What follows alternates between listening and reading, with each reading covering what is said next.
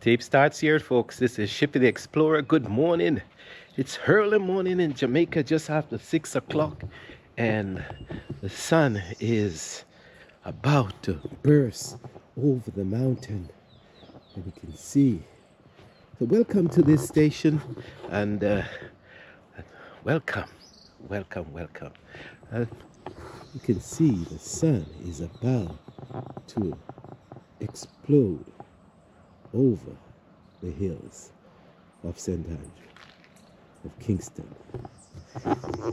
So it's a quiet morning.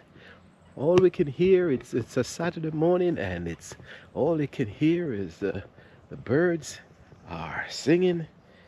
We can hear them, and I'm outside early in the morning because about a month ago I was walking with a stick, and now I'm putting it away and hopping around better. And they said, ground yourself. I got my advice from my son, and it says, ground yourself to the earth. And so I get up early morning and I walk around on the flat of the earth, barefooted. And so it feels better. It feels so good to be grounded to the earth, folks.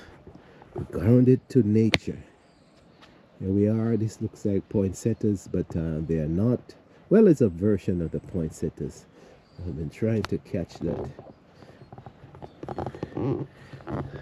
So as I ground myself to the earth, I walk around the lawn, the plot, and I've gotten one mango already, and I've eaten it. And so I'm on the grass, as you can see. And that's what it is. You have to ground yourself to nature or to good friends. You don't have to have a lot. Good family members and good vibes. And so, as we ground ourselves to those, we also reminded that we can ground ourselves to a higher spirit. And the higher spirit, whichever denomination, whichever religion you're in, there's a concept of a higher spirit, the ultimate God. Well, Christians claim that there is one God, and I do think that whichever culture you're in, I think we aspire to that God, but we may call that being different names, but I do think it's the same power, same spirit, same being that we look forward to. I'm surprised that by grounding myself, it really feels good. And this is taking me back to 50, 60 years when I used to walk barefooted on the ground. I walked barefooted in the fields. I walked barefooted on the road. I walked barefooted to school. I walked barefooted to church. Folks, I'm not even sure if I didn't wear barefooted to the city. Well, maybe I put on the one shoes that I possessed, and that took me around. And then when I came back home, I took that shoes off, and then I'm barefooted again.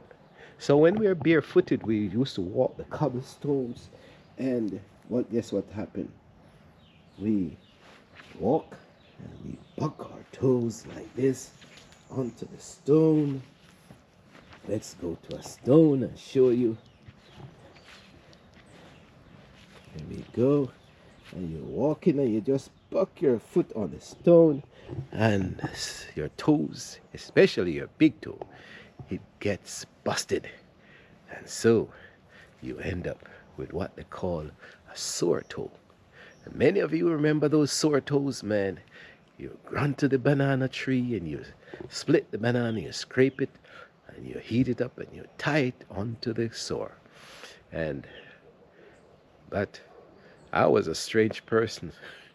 I run to the kitchen and I get the salt bottle and I scoop out some of the salt and I scoop the salt into the sore, into the wound, and then seal it up.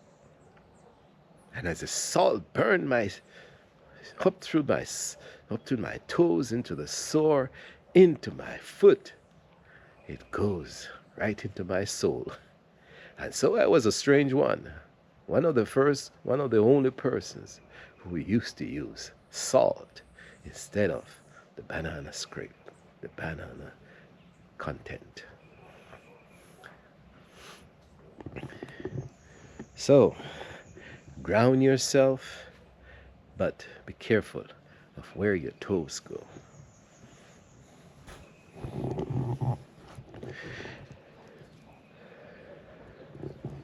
I want to capture this chicken.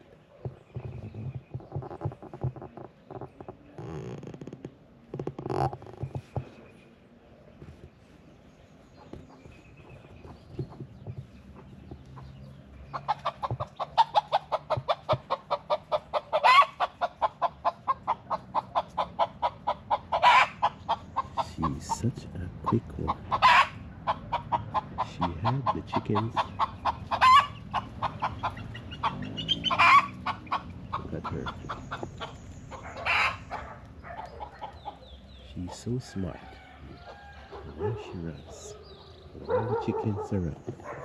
That's a wild bird, wild fowl, wild common fowl. And because they feed it next door, it stayed. And now she's laying eggs all over the place. And now she's having chickens. And as soon as she's so aware, as soon as you look and she sees you, she takes off. Takes off like a bird. Yesterday we didn't tape this, but the whole idea that last year we put this concrete pad in so that if we have guests who are in a wheelchair, they can come around like this, and they can come and they can enter into the house. And surprisingly, this is the front of the house, but we hardly use this entrance. But with this concrete pad, somebody who is handicapped can come in and enter from this way. And if they feel also that they want to be grounded to the land and to the garden and to the plants and to the sun, they can come down this ramp and wheel their wheelchair on this path onto the grass. But yesterday we had this tree, the ackee tree, was blocking the path. And so I cut this away. I pruned this tree again. It's a fast growing tree, man. The ackee. And so you can see young ackee on the plants. It was nice to pick ackee down low, but it was blocking this path. And now you can see the clearness of the area. Now it's so clear you can walk freely through the area. Somebody washed yesterday. Barry washed his clothes, and so it's on the line.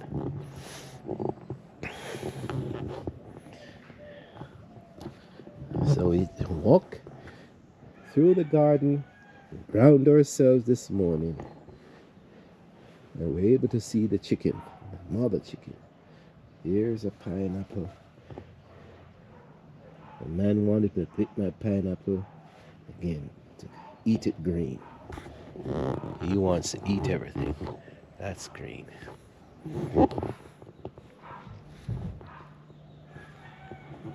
And here we are. Yesterday when we got thirsty, I got thirsty. I had to pick a coconut. And so, that is how it is. We're in the garden, and so we keep things on the tree until they're ready to be picked. Let's see if we can see soursop again. Soursop, folks. Last week there were only one. This week there are two. This is what they look like. There we go. Soursop.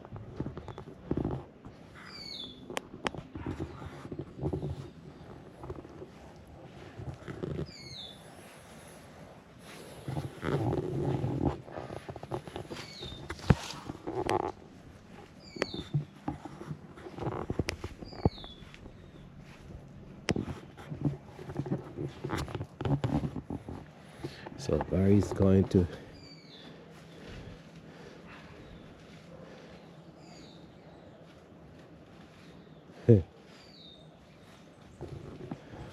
he's going to the market. So we pick star fruit. Easy. So the fruit place is so fruitful that he picked. All right. Picks star fruit and he's going to sell. Now here we are. We have seen this Chattanooga number 10 before. 1899. Chattanooga number 10. It's unlocked. No, yeah, I unlock it. Yeah. These were the tools in the old days, folks, that produced, that ground the sugar cane through the motors here, through the bars. And as you push the cane through, as you turn this bar, with the aid of a cow or a mule or hand, you push the cane through here. It's crushed, and then the juice comes out down here. The juice runs out through here, and the cane trash comes back out here, and you can take it and again push it back through, and the juice is collected here, and that's what you put in the copper, and then you start to boil. So that's grounding, folks. We've taken it around the house once, and so I think I'm feeling much better because I'm grounded. I was grounded to the land. And here you are again. You're asking what this is. And this is the seeds from the cocoa pod that we plucked last week. And that's how you process this. Put it on a container and you store it every day, and then you put it in the sun. In the old days, it used to be what they call a barbecue, something similar to this concrete pad in here, and you would have pounds and pounds of chocolate or cocoa seeds on this barbecue, and then you'll turn them, and yes, so this could be easily be a barbecue. But since I have a small amount, I'm just using this box to put it in the sun. So when the sun comes, it will be drying it out. And the process has been going on for more than a week. It takes a little while because you're allowing that seed to cure using the nature. And then, as I showed you last week, then when it's dry, then you put it in the pot and you roast the seeds, and then you clean off the skin, and that's the seed. That's the hard seeds, which is pure chocolate, folks. And then you can grind that or ground it or beat it, and then you find that as the oil comes up, you can make balls and put them back in the sun and dry them. And that lasts for 20 years, 30 years, if you keep it in a cool, dry place. And so you'll have chocolate for a long time to come.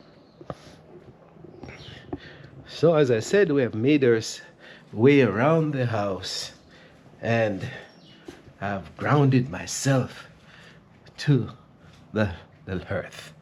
And so I'm feeling better that I've circled the property, and it's still early morning, but the sun, you can see the sun is coming up. And since the place was cleaned up yesterday, it's looking like a botanical garden. So I'm having some visitors this morning, so I go prepare myself for those visitors and ground myself another way to friends.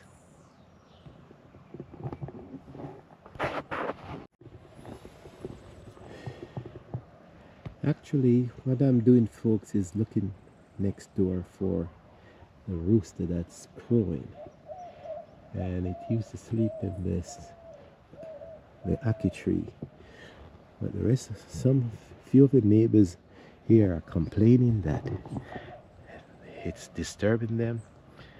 But I've gotten used to it, and so it crows on the hour. After 12 or 1 o'clock in the morning, it starts to crow. It crows at 1, 2, 3, 4, 5, 6. Now it's about 7, and it's still crowing. And I just want to capture. I wonder if it's going to crow again.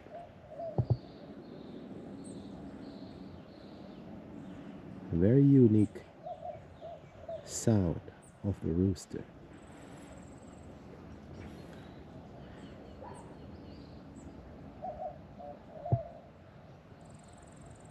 Probably has stopped.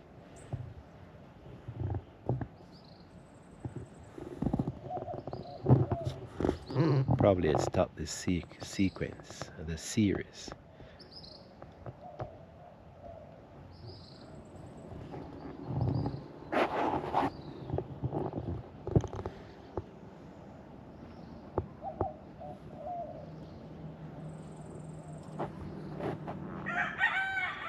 There you go.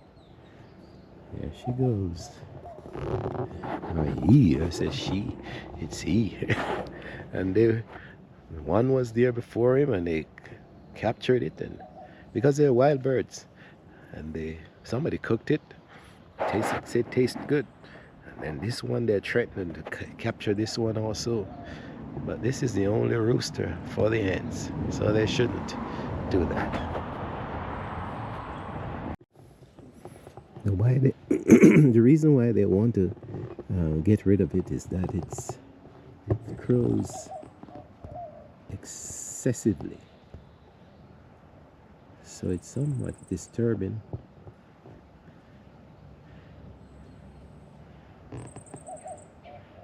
Let's see if we can capture another sound.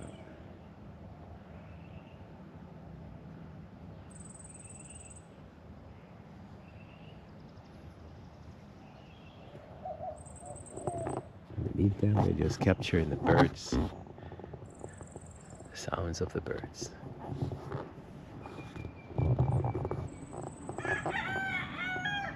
she goes. Here he goes.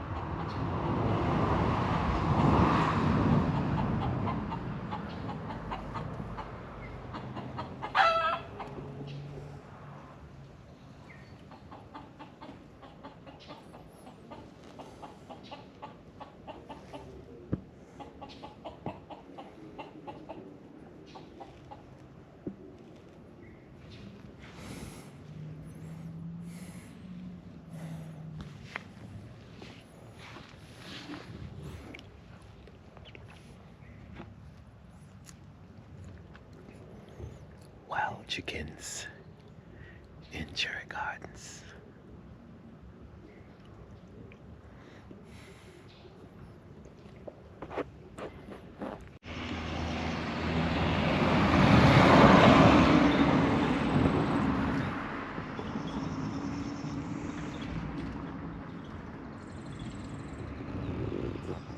Just hanging out at the gate. I remember when my mom used to hang out at the gate like this. Would encourage her to walk to the gate back and forth, and to give her, just encourage her to get exercise. So here I am. She has passed, and now I'm at the gate looking out at the traffic and any other excitement that passes. There we go. So it's, people are ready to mill around.